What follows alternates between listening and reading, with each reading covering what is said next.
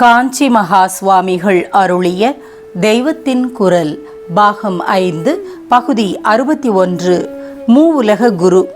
மகாலட்சுமியை திரிபுவனைக குரோஸ்தருணி என்று இந்த ஸ்தோத்திரத்தில் ஓரிடத்தில் அவர் சொல்லியிருக்கிறார். மூவுலக குருவின் பிரிய பத்னி என்று அர்த்தம். குரு என்றால் ஆச்சாரியர், தகப்பனார் என்று 2 அர்த்தம். இவளை தாயார் என்கிறதற்கேற்ப மகாவிஷ்ணுவை தகப்பனாராக கருதி குரு என்று சொல்லியிருக்கலாம். திரிபுவனங்களுக்கும் இவர்கள் தாய் தந்தையர் என்ற அர்த்தத்தில் சொன்னதாக கொள்ளலாம்.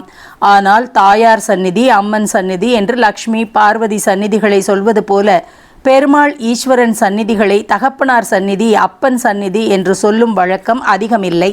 மலையாளத்தில் மட்டும்தான் குருவாயூரப்பன், வைக்கத்தப்பன், ஐயப்பன் என்பது. ஆகையால் லோக குரு, ஜெகத்குரு என்பது போல திரிபுவன குரு என்ற மகா ஆச்சாரியனாக மகாவிஷ்ணுவை கருதியே அவனுடைய பத்னியை திரிபுவன குரோஸ்தருணி என்று சொன்னதாக கொள்வதும் சரியாயிருக்கும். பகவான் கிருஷ்ணனாகவும் நம்முடைய பகவத்பாதர்களாகவும் அவதரித்த காலங்களில் நரசரீரத்தில் அவதாரம் செய்ததால் இந்த நரலோகத்துக்கே குருவாய் இருந்து லோக குரு என்று பெயர் வாங்கினான்.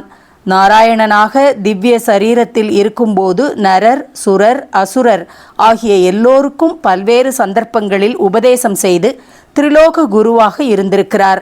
அவருடைய பத்னி லக்ஷ்மி. அவளுக்கு சதா கால நமஸ்காரம் என்றால் பதியை நீக்கி பண்ண முடியாது. தம்பதியா நில்லுங்கோ, நமஸ்காரம் பண்றேன் என்று சொல்வதுதான் சாஸ்திர வழக்கு. அதனால் திரிலோக குருவுக்கும் எப்பவும் நம் நமஸ்காரம் இருக்கணும். திரிலோக அதிபதியான பரமேஸ்வரனாகவும் லோகமெல்லாம் அடிபட்டு போன நிலையில் உள்ள பரபிரம்மமாகவும் நமக்கு இருப்பவர் நம்முடைய குருவேதான். திரிலோக குரு என்று வேறே எவரையோ தேடி போக வேண்டாம்.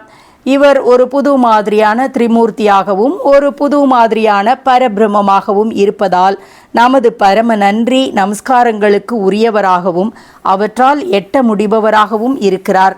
ஆனபடியால் நமஸ்தே நமஸ்தே நமஸ்தே நமோஸ்து என்று அநேக ஸ்தோத்திரங்களில் வருவது போல அவருக்கு வந்தனம் செய்து கொண்டிருப்போம்.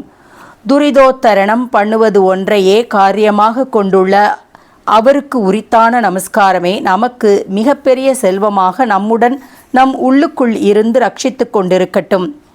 கேள்வியும் பதிலுமாக அநேக விஷயங்களை பிரச்சன்னோத்திர ரத்னமாலிகா நூலில் ஆச்சாரியால் உபதேசித்து கொண்டு வருகையில் எது விஷம் என்று ஒரு கேள்வி. கிம் விஷம் அவதீரணா குருஷு என்று அதற்கு பதில் கொடுத்திருக்கிறார். குருவிடத்தில் அவமரியாதை காட்டுவதுதான் விஷம் என்று அர்த்தம். அவதீரணா என்றால் அவமரியாதை. இதையே திருப்பி வைத்தால் மரியாதை பண்ணுவது, அதாவது மனசார நினைத்து நமஸ்காரம் பண்ணுவதுதான் நமக்கு அமிர்தம். பிரச்சன்னோத்திர ரத்னமாலிகா ஸ்லோகங்களை சொல்லி பார்த்து கொண்டு விஷம் என்ன என்ற மாதிரியே அமிர்தம் என்ன என்றும் கொஞ்சம் தள்ளி கேள்வி வருகிறது. ஆனால் அமிர்தம் என்ன என்று பொதுவாக கேட்காமல் காதுக்கு அமிர்தம் என்ன என்று கேட்கிறார். கர்ணாமிர்தம் என்கிறோமே அப்படி. பாதும் கர்ணாஞ்சலபி கிம் அமிர்தம். கர்ணாஞ்சலிபி காது மடல்களால் பாதும் குடிப்பதற்கு கிம் அமிர்தம், எது அமிர்தம்? காது மடல் குவிந்து ஒரு தொன்னை மாதிரி தானே இருக்கிறது. தொன்னையால் பாயசம் சாப்பிடுவது போல் இந்த காது மடலில் எந்த அமிர்தத்தை ரொப்பிக்கொண்டு உள்ளே ஹிருதயத்துக்கு அனுப்பி வைக்கணும்? இப்படி கேட்டுவிட்டு பதிலாக சது உபதேச என்கிறார். குரு அளிக்கும் நல்ல உபதேசம்தான் அப்படிப்பட்ட அமிர்தம் என்கிறார். எது அமிர்தம் என்று பொதுவாக கேட்காமல் காதுக்கு எது அமிர்தம் என்று குறிப்பிட்டு சொன்னதில் நமக்கு ஆதரவாக ஒரு விஷயம் கிடைக்கிறது. என்ன பார்த்தோம்? குரு நிந்தைதான் விஷம் என்று பார்த்தோம். அப்படியானால் அதன் ஆப்போசிட்டான குரு வந்தனம்தான் விஷத்துக்கு ஆப்போசிட்டான அமிர்தம் என்று முடிவு பண்ணினோம். ஆச்சாரியாலும் அப்படியேதான் முடிவு பண்ணிவிட்டிருக்கிறார். நிந்தனை விஷம் என்றால் வந்தனைதான் அமிர்தம். இது குழந்தைக்கு கூட தெரிந்துவிடும். ஆகையால் இவற்றில் ஒன்றை விஷத்தை சொன்னதே போதும். அமிர்தம் எது என்று இன்னொரு கேள்வி போட்டு பதில் சொல்லிக் கொண்டிருக்க வேண்டாம் என்று தீர்மானம் செய்திருக்கிறார். அப்புறம் குருவின் உபதேசத்தை பற்றி சொல்ல வேண்டும் என்று நினைத்து எந்த கேள்வியை எழுப்பி அதற்கு பதிலாக சத் உபதேசம் என்று சொல்லலாம் என்று யோசித்திருக்கிறார். அப்போதுதான் காதுக்கு எது அமிர்தம் என்று கேள்வி போடுவோம் என்று முடிவு செய்திருக்கிறார். காதுக்கான அமிர்தம் கர்ணாமிர்தம் என்று சொல்லாமல் கர்ணாஞ்சலியால் குடிக்கும் அமிர்தம் என்று போட்டிருப்பதிலும் அர்த்த புஷ்டி இருக்கிறது. கர்ணாஞ்சலி என்றால் காது மடல், இங்கே அஞ்சலி என்றால் மடல். கூம்பி இருக்கும் புஷ்பம் விரிவதை மடல் அவிழ்வது என்கிறோம். கன்னத்தோடு மடித்து வைத்தால் கூம்பினார் போல் இருப்பது காது மடல். அதை அவிழ்த்து இப்போது நமக்கு இருக்கிறது போல விட்டுவிட்டால் மடல் மலர்ந்து சப்தங்களை வாங்கி கொள்கிறது.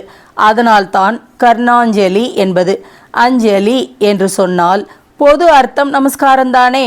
புஷ்பம் கூம்பி குவிந்த மாதிரி மனசு குவிந்து பக்தி செய்யும் போது அதற்கு அடையாளமாக கை குவித்து கைகூப்பி என்றே வழக்கில் சொல்கிறபடி நமஸ்காரம் செய்கிறோம்.